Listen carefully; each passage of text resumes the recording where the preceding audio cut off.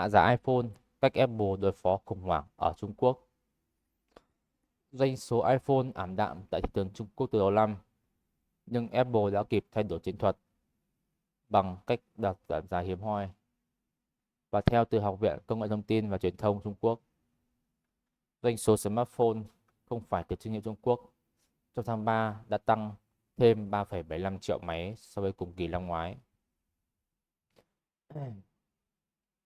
tương đương 12%. Và hiện Apple là thương hiệu duy nhất đủ sức cạnh tranh với các tên tuổi nội địa, trong khi các hãng khác như Samsung gần như là vắng bóng. Số liệu từ IDC trước đó cho thấy Apple chỉ bán được 50,1 triệu iPhone tại đây trong 3 tháng đầu năm, giảm gần 10% so với cùng kỳ năm ngoái. Trong 2 tháng đầu, Học viện Công nghệ Thông tin và Truyền thông Trung Quốc cũng ghi nhận doanh số iPhone sụt 37%. According to data from the China of Information and Communication Technology, China brand smartphone sale in March increased by million units over same last year.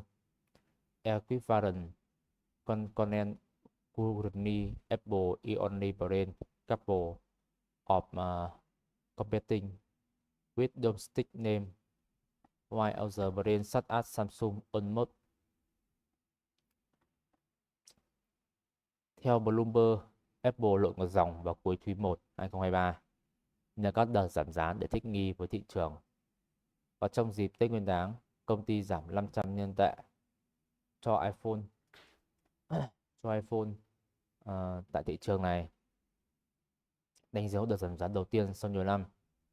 Đến tháng 3, các đại lý đồng loạt giảm giá các mẫu iPhone 15 với mức giá cao nhất là 180 đô, điều chưa từng có ở trước đó.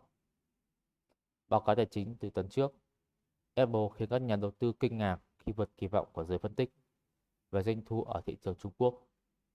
Công ty thu được 16,4 tỷ đô, giảm so với mức 18,8 tỷ đô cùng kỳ năm trước, nhưng nhiều hơn mức dự đoán 15,3 tỷ đô từ giới phân tích. CEO Tim Cook in the final report said iPhone in China grew by in report review and him in his commitment to the market in the year of company has stopped reporting detail about its device sale